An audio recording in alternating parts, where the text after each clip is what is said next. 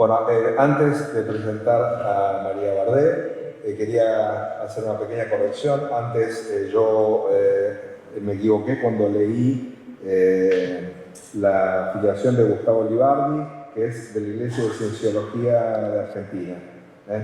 Hecha la corrección, gracias doctor Libardi por acercarme la tarjeta. Ahora voy a presentar a María Bardet. María es graduada en 2017 de la licenciatura en Ciencias Antropológicas de la Universidad de Buenos Aires y en los últimos años es disertante en temas de discriminación por motivos religiosos en diversos ambientes también internacionales. Desde su formación de grado dedicó más de 12 años a la investigación en proyectos financiados por CONICET y UBA, focalizándose en el estudio arqueológico y antropológico de la evolución y la transmisión cultural. Desde 2022 se dedica a la investigación en antropología social y ahora mismo desarrolla su proyecto doctoral bajo la dirección de la doctora Cecilia Varela, CONICET, y el doctor Máximo Introvilla, del CESNUR, del Centro de Estudios de Nuevas Religiones. Su línea de investigación se centra en el estudio de procesos de judicialización de grupos religiosos y espirituales minoritarios en Argentina, con un enfoque crítico desde la perspectiva de la antropología jurídica y los estudios sociales de los nuevos movimientos religiosos. Bueno, con ustedes, María Bardet.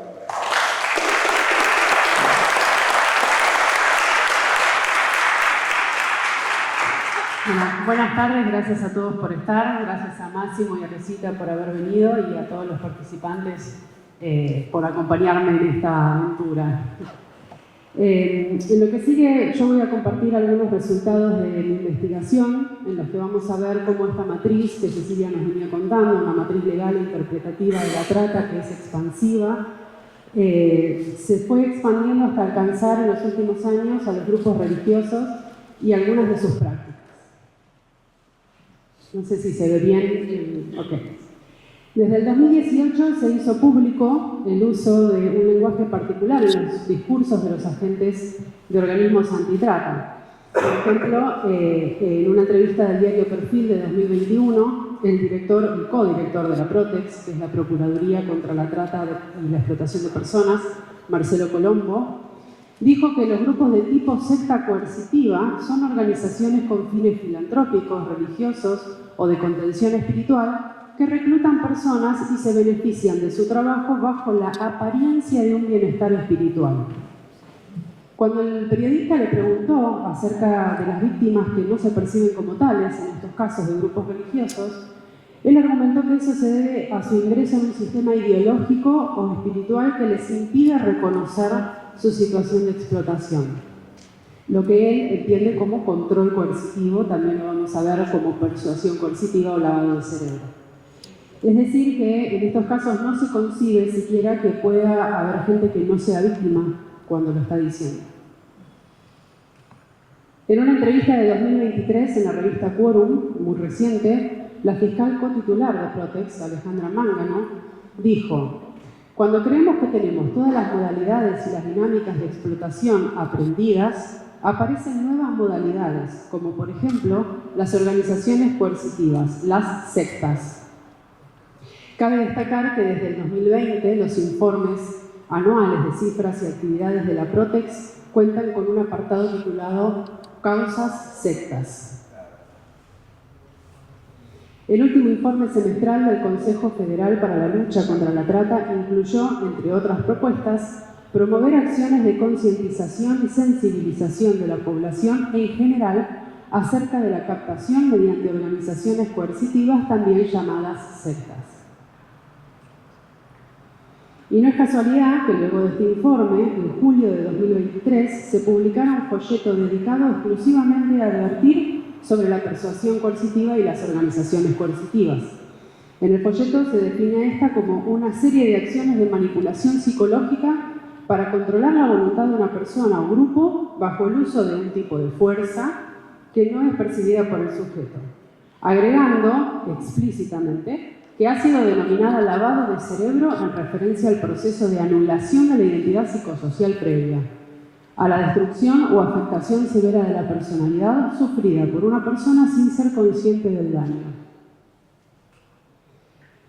Todas estas definiciones, vistas en conjunto, a partir de la sociología y de la antropología de los nuevos movimientos religiosos, es evidentemente un derivado de la teoría del lavado del cerebro de una psicóloga estadounidense llamada Margaret Singer y algunos de sus seguidores que siguen hasta el día de hoy.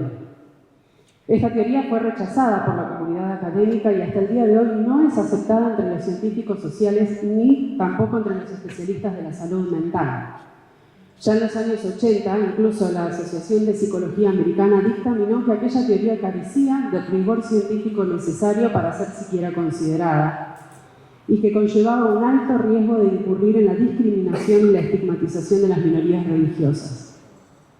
Luego de esto, Singer no pudo declarar más en tribunales como testigo experto y se fue a Europa a formar algunos académicos que son los que la siguen hoy. Y es que después de más de 5 décadas de análisis, sociólogos, antropólogos y psicólogos confirman que los procesos mediante los cuales los individuos se unen a grupos religiosos minoritarios no difieren de los procesos de las religiones más tradicionales.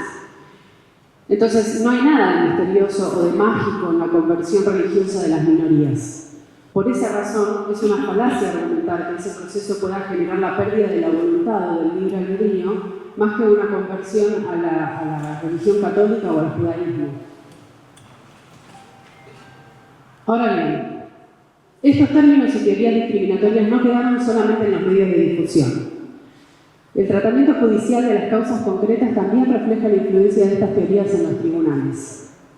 En un estudio en curso sobre fallos de más de 9 casos relacionados con grupos religiosos y espirituales, que estoy haciendo actualmente, encontré un uso recurrente de los términos secta y lavado de cerebro, tanto en las acusaciones fiscales como en palabras de jueces, de agentes de asistencia a las víctimas, de psicólogos y de abogados. Estos procesos penales citan como marco teórico, cuando hacen definición de qué es una secta o qué es el lavado del cerebro, un corpus muy limitado bibliográfico al que le dan un consenso científico supuesto de su aceptación, pero que cuando analizamos quiénes son los autores de esos textos, surge que en su mayoría forman parte de asociaciones antisectas internacionales y que los conceptos que vuelcan allí son un derivado, a veces simplemente una copia exacta de las teorías de Singer, a quien citan frecuentemente. Entonces, ahora veamos algunos ejemplos de cómo son movilizadas estas categorías en los contextos judiciales.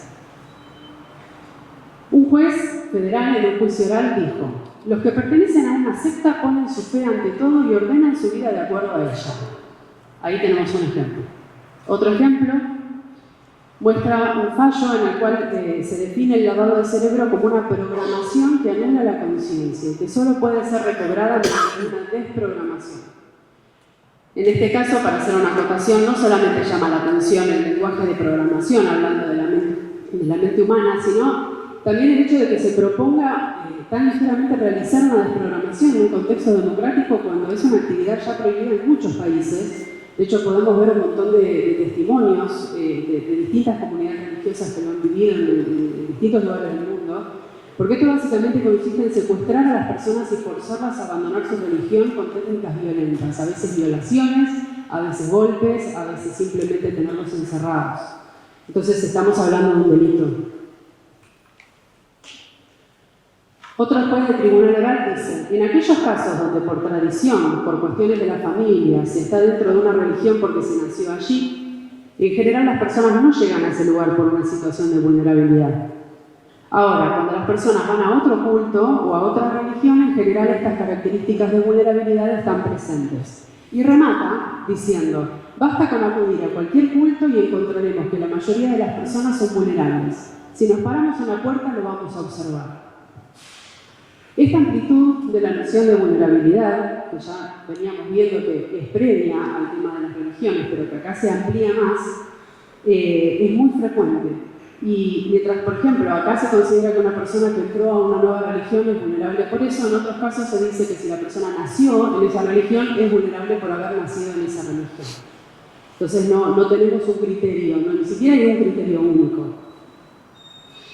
Otra jueza, por ejemplo, dice: ellos van formando su familia dentro de aquel templo. Tanto es así que los encartados se hacían llamar Mai y Pai, no señora o doña, porque le pretenden dar esa idea de familia, de única familia que apoya. En este ejemplo vemos que se interpretan rasgos intrínsecos de la religión como elementos de lavado de cerebro.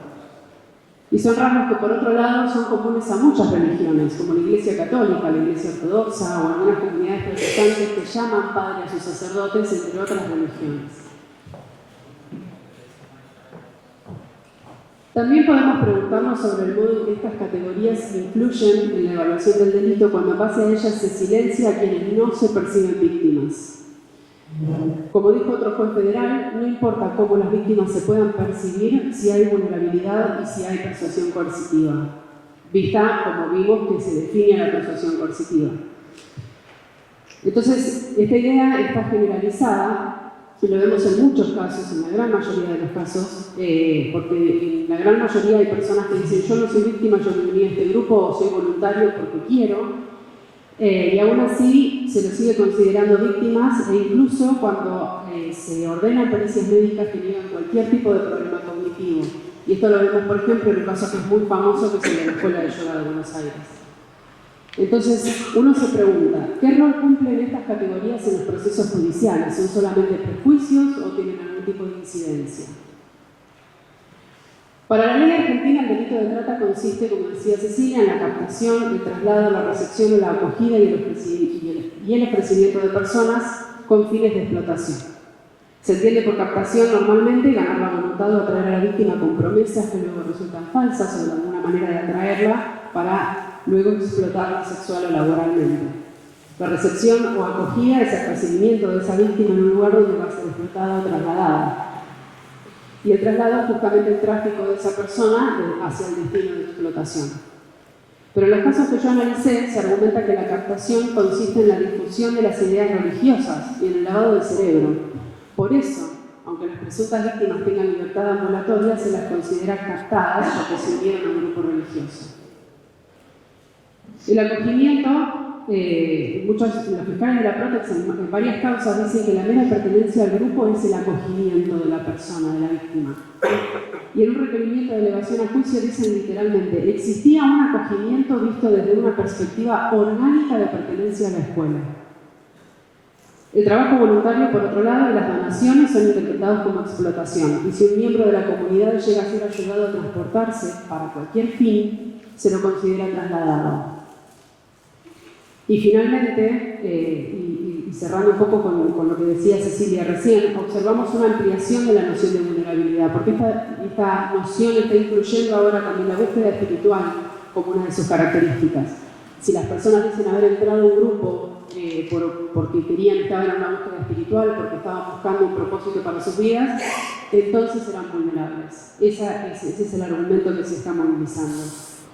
Entonces la vulnerabilidad es una condición categórica que está basada en un prejuicio religioso que no se modifica, ni siquiera se cuestiona cuando los testimonios y las pericias contradicen esto. De este modo, el papel de víctima se impone sobre personas adultas que pasan a ser tratadas como infantes y que no son escuchadas. Estas categorías están siendo movilizadas y naturalizadas en distintos contextos y con el apoyo de distintos sectores del Estado. Así, en este marco conceptual impregna la manera en que los operadores judiciales están concibiendo el fenómeno religioso en general y pueden intervenir en la forma en que evalúan la presencia del delito en los casos particulares, y lo está haciendo, de hecho. A esto hay que sumarle el hecho de que cada una de estas acusaciones hace eco en los medios de comunicación, amplificando aún más la estigmatización y la discriminación de las minorías religiosas. Acá podemos ver que incluso estos términos son plasmados en sitios oficiales, como decía Alejandro recién, en el sitio de fiscales.gov.ar. Algunos tribunales ya se pronunciaron con respecto a estas acusaciones, como el Tribunal Oral de Paraná en la causa de la Iglesia Tabernáculo Internacional de Entre Ríos. Es un caso que fue publicado, de hecho, en muy poquitos medios, luego de haber sido masificado en todos los medios cuando se lo llamaba la secta que trataba a sus feligreses y que los traficaba. En esta causa, durante el juicio oral, las presuntas víctimas, todas en su totalidad, no solamente negaron rotundamente haber sido víctimas de ningún delito, sino que denunciaron que los agentes de asistencia a las víctimas de trata los habían intentado convencer de declarar en contra de sus pastores. Luego de escuchar las declaraciones, el propio fiscal de la causa decidió abandonar la acusación y en su discurso final dijo: Parece ser que una vez que se pone en marcha la maquinaria del Estado, esta no se detiene, a pesar de que las pruebas resultaban contundentes en sentido contrario, actuando en base a prejuicios y, lo que es más grave aún, afectando derechos constitucionales. Este fenómeno también fue advertido por varias organizaciones internacionales. Esta es una carta que fue publicada el año pasado en el periódico de Derechos Humanos y Libertad Religiosa Winter, en que también una de estas organizaciones hizo una presentación en el Consejo de Derechos Humanos de las Naciones Unidas advirtiendo lo que está pasando en Argentina. Todas estas advertencias fundamentalmente llaman la atención sobre las violaciones a los derechos humanos que implica considerar actividades de voluntariado religioso como trata de personas, y el tremendo daño que genera no escuchar a las personas que son consideradas víctimas, adjudicándoles una incapacidad para decidir sobre sus propias vidas por el simple hecho de elegir una forma distinta a la de la mayoría. Les agradezco mucho